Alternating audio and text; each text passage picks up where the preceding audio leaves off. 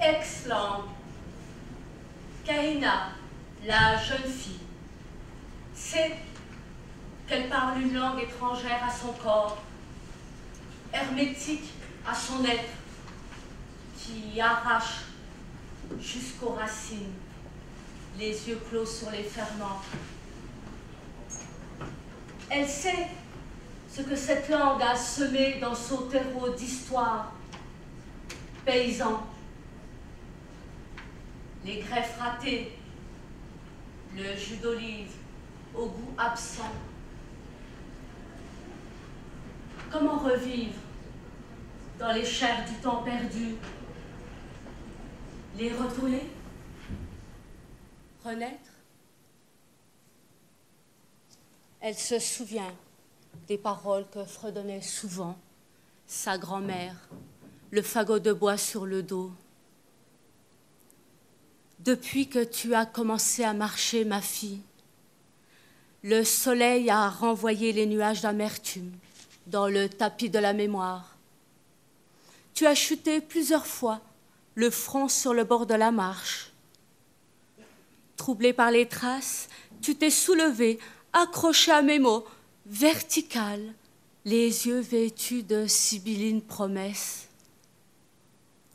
Corps ancré, ouvert au ciel, aussi certain qu'un arbre témoin du lever et du coucher de tant de générations. Un pas a sorti un pas, puis d'autres, et tu as lancé ta course en foulant les chemins sauvages jusqu'à la fontaine. Tu as gardé l'eau dans le creux de ta main avant de l'approcher de ta bouche. Tu as vérifié sa limpidité. L'amphore d'argile, pleine de la source en équilibre sur ton épaule, tu as lancé les paroles, soulevant les branchages, camouflage de l'issue, pour plusieurs générations de filles. Maintenant, gestation, tu es un enfant de parole, une mélodie d'entrave, une voix secrète.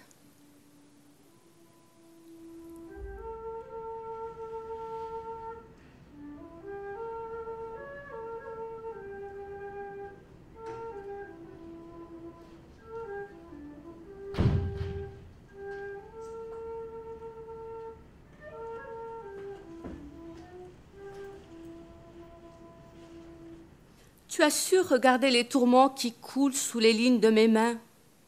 Tu as su entendre les silences de mes petits cris. Tu as deviné ma famine, creusé la tombe de mes jambes. Tu m'as vu secouer la poussière dans le tamis de mes airs, avec cet espoir de capter le grain, d'où parfois peut naître le crépuscule. Je t'ai amené dans l'Emelou, l'immense forêt où chaque oiseau est chez lui dans son nid, où s'ouvre son voyage sans porte à pousser. Dans l'Emelou, où le bois sec chuchote les craquements des eaux fatiguées, des secrets, où tu as rencontré les appels des loups depuis nos légendes, qui, nocturnes, dorment dans mes épaules, la bouche ouverte sur nos racines.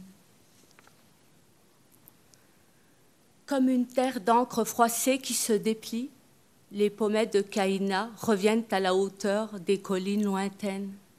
Telle une lumière se déroulant sur un terroir qui respire, ses paupières se déplient, ses yeux plus grands, plus sombres accueillent la pénombre, pleine des sensations de son enfance. Le souffle colore sa peau des sourires premiers, le corps délié, elle danse. Les mains sortant ses univers sonores, traqués par le filet de la fonte, au rythme de la cadence, du chant, banni de son visage.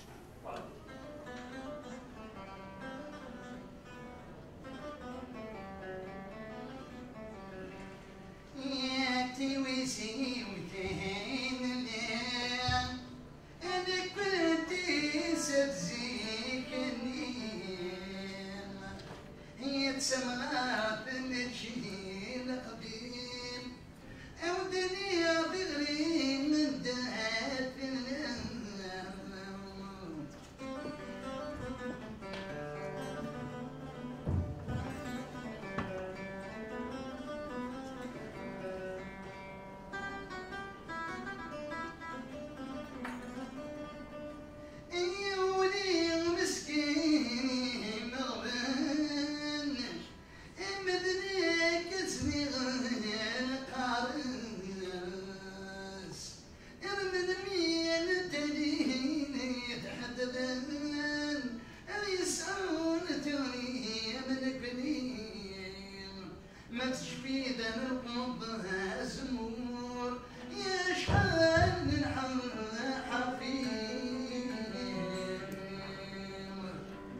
au-dessus d'une meule.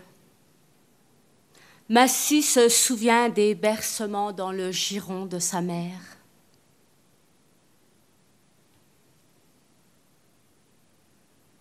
En broyant le grain pour te nourrir, mon garçon, je réjouis la brute qui broie mes os et dans mes gestes construit des murs. Mes larmes infiltrées dans ta joue creuse sous ta peau, un langage pour retourner les champs stériles, mouiller les pouces de toi, propulser ton corps, le coucher loin des trépas. Entends toujours que nous sommes des êtres mortels, mon garçon. Comme une flamme, notre vie disparaît, le corps noyé dans ses cycles se perd dans le terreau des rites. Il disparaît avant d'arriver au bout de ses paroles. Le grain, pour exister, se nourrit des bras tendus de chaleur. Et moi, pour mourir, les brutes me nourrissent des branches de frayeur, des doigts déchirant mes désirs, écartant mon nom, les voltiges de mon cœur. Maman, pourquoi mon visage est-il mouillé? Je chante à mai pour reléguer le bruit des broiements, me maintenir. Les fleurs des amandiers sont encore lutte fétale. Le bout de mes phalanges sur la bordure de ton oreille te dira l'éclosion des premiers pétales. Rendors-toi, mon fils, rendors-toi.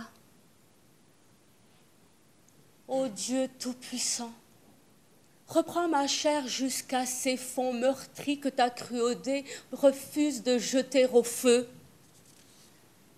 Mes yeux foncés par tes messages, comme tu as foncé la Kaaba, soulève une dimension qui me fait voir l'éboulement de tant de paroles, l'éboulement des prophéties de la fin des hommes, de la fin de nous. Les pierres roulent sur la montagne, tombent dans les fonds de la mer. Les lames refusent de les ramener. Ô Dieu tout-puissant, par ton écriture, l'enfant qui s'endort dans mon giron boit mes larmes, sans comprendre mes prières, sans pouvoir souffler mes paroles, sans voir le regard sous mes yeux embués. Il dort, bercé par la respiration de mes nuits, mes pleurs arrosant son immaturité de mon impuissance, face à la faim, face à la fatigue, alors que dans la nature les fruits sont riches et doux. Maman, tes larmes brûlent mes yeux, tes tremblements secouent mon sommeil, tes cuisses ne me tiennent plus. Tu survivras, mon fils. Ta mère a sucé le poison, elle l'a craché dans le ravin des monstres. Tu survivras. Pars dans tes rêves, aimez, pars.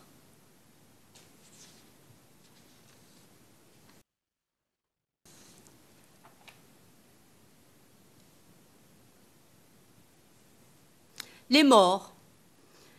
Défunts adorés, vous ne pouvez me suivre sous ce béton. Pardonnez-moi ces offrandes sur vos tombes dénuées des battements de ma darbouka. Pardonnez-moi ces feuilles sèches, ces fourmis, ce vent sans force pour les déplacer. Je veux revenir pendant que je gravis ces marches à casser mon souffle du lever au coucher de lune. Faites chanter notre absence, faites chanter la vôtre dans mes nuits. Faites-la chanter sur les pétales des oliviers dans leurs sèves les fonds. Cédez vos vapeurs, prenez les miennes. Leguez ce qui reste de chants, oscillations. Les gouttes de mon corps ne peuvent rejoindre votre pierre. Mon âme, vos trompes s'abîment sur ce sol dur sous mes pieds. Dans cette barre de fer que je tiens courbée, nos voix ne peuvent onduler. Elles s'éclatent sur la métallique froidure. Défunts adorés, poussez les vivants loin de leur bassin de fange. Soufflez dans leurs doigts. Tenez-les debout sur terre, qu'ils ne sachent plus marcher dans leur sang, qu'ils ne sachent plus, qu'ils oublient. Poussez les vivants, poussez-les, poussez-les, poussez-les vers ces mains qui sortent les battements de vie. Avec ceux que j'ai extraits de mon ventre, je vais revenir.